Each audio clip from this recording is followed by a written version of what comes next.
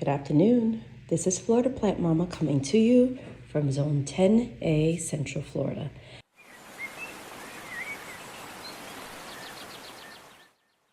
I just wanted to give you an idea of what my setup and planning process is going to be this year to keep me on track. First thing I did, and I have done for the past 3 years, is print out a calendar, a year calendar. So this includes all of the months. And for the month, I write down exactly what we can grow in that month. And each time I do something, I try and remember to put it in on the date that I did it so that I can keep track of what I've done from year to year. And then I plan out my garden strategically. I go ahead and draw out each of the beds, planting space available, and what I want to plant in each space. This is very personal to each person. My beds don't look like this. They're not all square. We've got a few square beds, but a lot of the beds are in ground. But I know what I mean by these boxes. Those just signify a not drawn to scale view of all the beds and planting spaces I have in my garden and what I plan to put on them for spring 2024. And then, of course, I keep my handy dandy list of what grows well. This is from the Urban Harvest. I feel that it's pretty true to my area.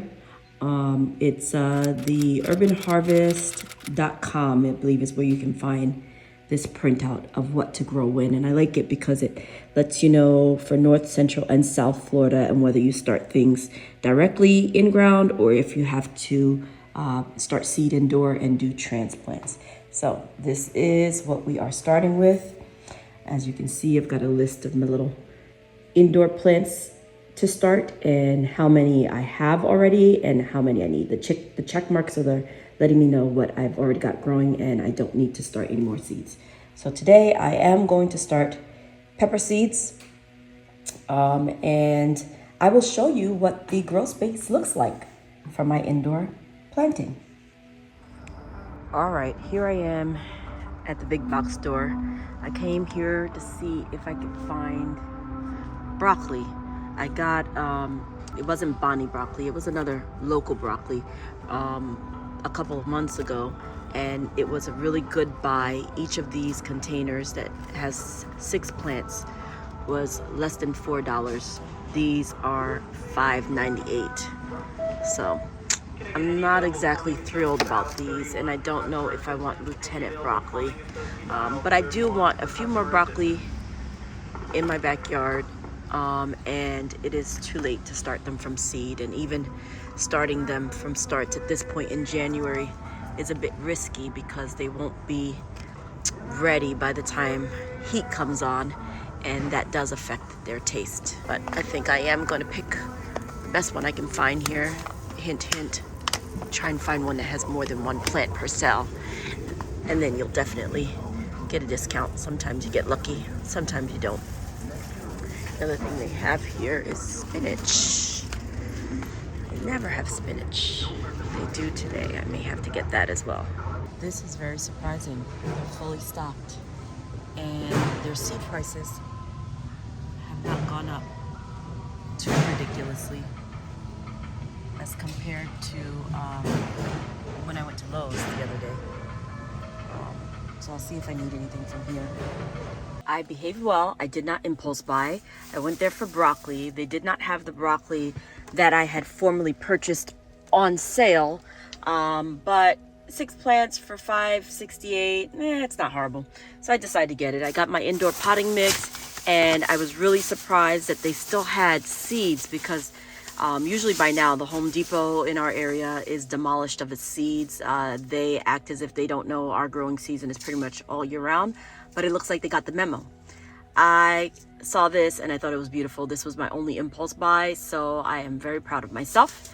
I got some bunching onions, some more Swiss chard, because I'm successful with the spinach this year, but it's just not enough to really sustain us. So I'm really going to try the Swiss chard as a spinach substitute this year and see how it goes. You can eat it raw and you can cook it down, and supposedly it tastes just like spinach, and I love spinach, so we will see. I needed to get some sweet basil, so I went ahead and got that, and I'm going to try cilantro again. Cilantro is great. It grows well. However, it bolts really quickly in my area. So we'll see what we can do about this. But that's what I got. And now I am headed home to go ahead and start my January seed starting. Yay! All right. So I am home and we are going to start some seeds. Now, what I've done already is I have removed or separated the seeds that I want to grow from my box of seeds.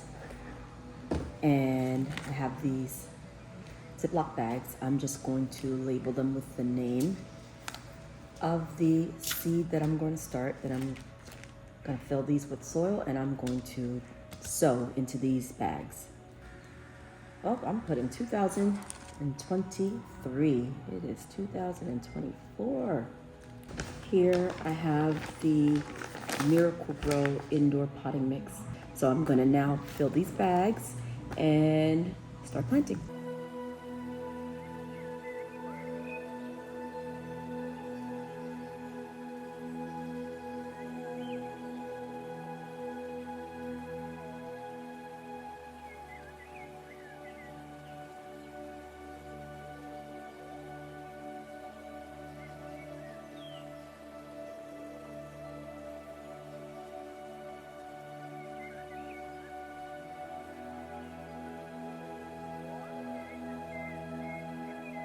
All right, so I have all of my little baggies filled with soil, and the first bag here is the Swiss chard. Let me just go through here and find, where did I put the Swiss chard? No! Oh, all right. So I've got all my little baggies filled with soil. I've moistened the soil, smushed it up a little bit so that I can make sure that water is distributed nicely. I've got my bags labeled. And now it's time to plant. So basically, I just make a little flattened area, put the bag down, and this is my starting medium. Now, I got these seeds. These are Ferrimore seeds, so these are the ones that are generic. They were bought at the Lowe's, and the price has gone, oh, actually, the price of these was still $1.99. The price has gone up for most of the organic Ferrimore seeds to about $2.99 recently. But I got these still. I just got these last week because I wanted some more Swiss chard in the garden. So I've got a few seeds. I like the Swiss chard. I want to grow a lot of it, so I just throw it in there. And what I'm going to do is push it down a little bit, and I'm going to top it with soil. And these will sprout where they want to sprout. And I got jalapenos next. On my list here, I'm supposed to be growing 2 jalapenos. I will plant maybe 4 so that if my germination rate is not high, I will still get some jalapenos. Maybe I'll plant 5. Let's see. I've got a bunch of seeds in here. All right, 7 for good measure. I'm afraid I'm not going to grow them. Okay, there we go. What's next? We got Super Chefs.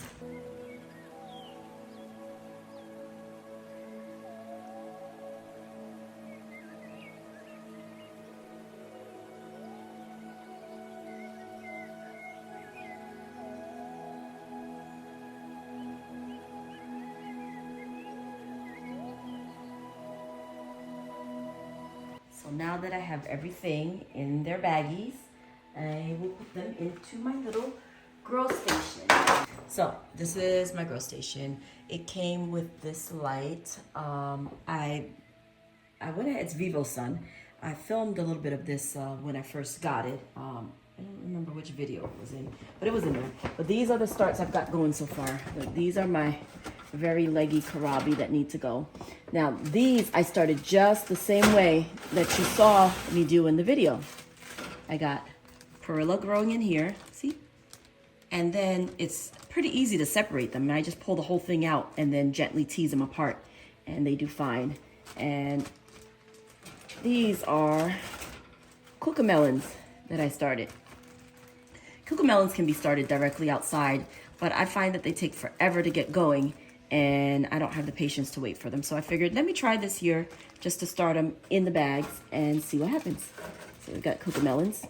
And over there, those plants here, all of these are peppers and cherry tomatoes. those were started in the same bags and removed and then up potted. But I was able to keep them in the bags this long. These have been in this bag since, what was the date on this? Oh, did I write the dates on these bags? I sure didn't. I was supposed to write the dates on these bags, but I did not. But these were started in the bags, just like those, and then I up potted them. Same time, but as you can see, the ones in the bags are still thriving with the nutrition from the Miracle Grow. Otherwise, they would be dead. I've covered them with a little soil, and I'm just gonna place them in this bed. They'll get the light they need. I am going to seal the bags a bit because I want the moisture to remain inside the bags. Once they start sprouting, I'll open the bags and continue to water in the bags until I'm ready to up pot. And I up pot when they have their second set of true leaves. All right, now we just gotta wait for them to sprout. This morning, I am spraying these peppers that I started indoors in November with the little hydrogen peroxide solution. And the reason why is because they developed powdery mildew. They've been evicted from the indoors. So my growing experience taught me that I definitely can grow peppers year-round inside for sure. They don't need a pollinator, so they actually fruit indoors and everything. Here's the problem.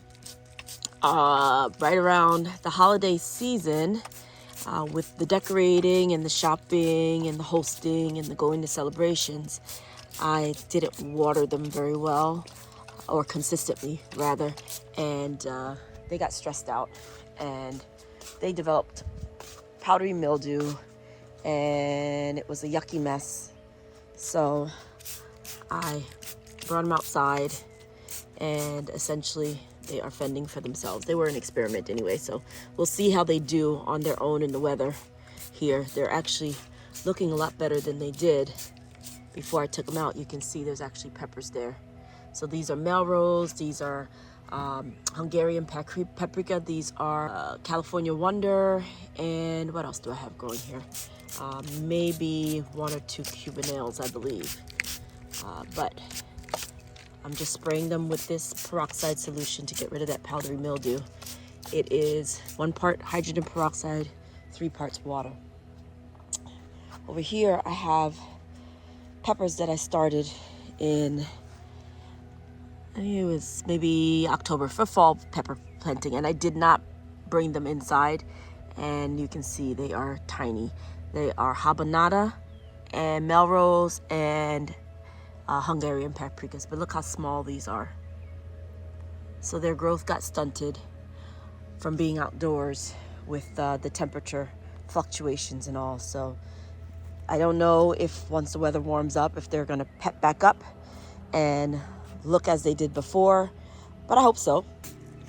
Look at that, grew inside.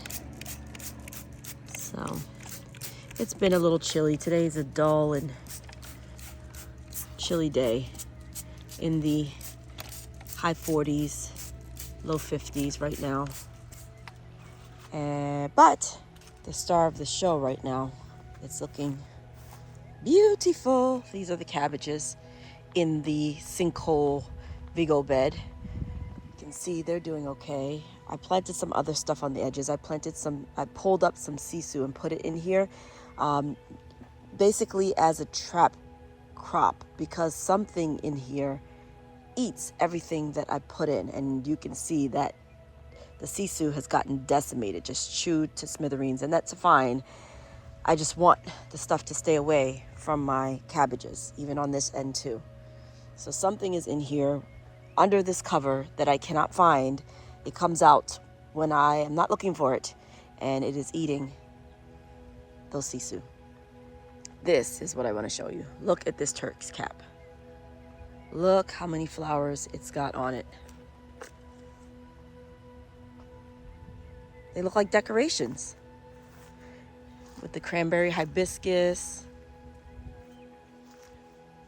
Look at that. Isn't that gorgeous? Look at these Turk's cap. They have gone wild.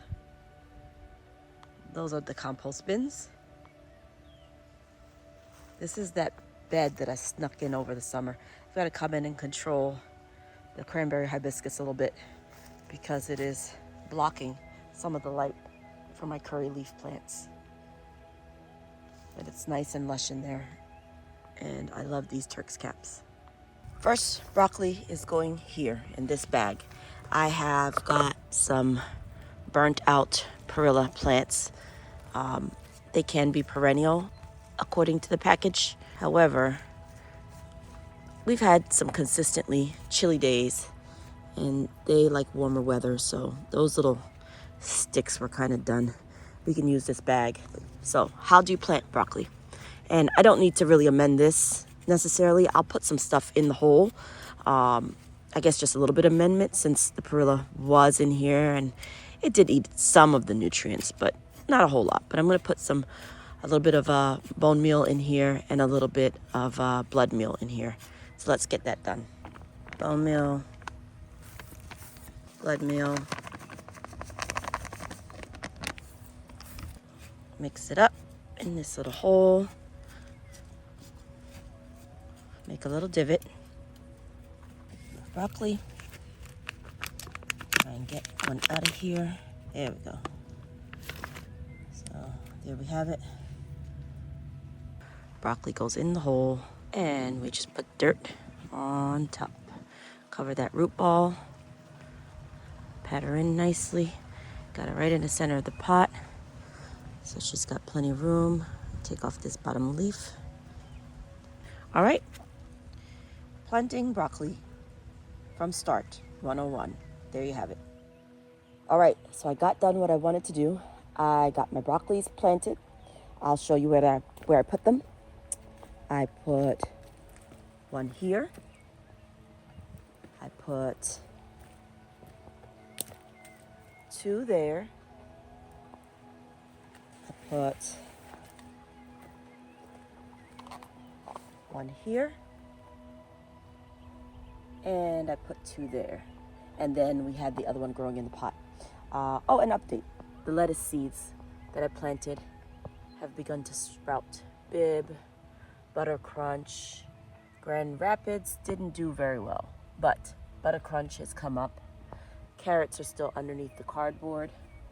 Swiss chard that Finley was stepping in the other day. A couple of them are starting to do something, not a whole lot. And this, I've got to trim back because it's getting pretty soggy with all the rain. This is muhly grass. Gone nuts. She needs to be trimmed. I'll do that before I go in because she is covering up my limequat tree, which has some limequats that are just about ready to go. So I guess that's one more thing I got to do before I leave the garden today.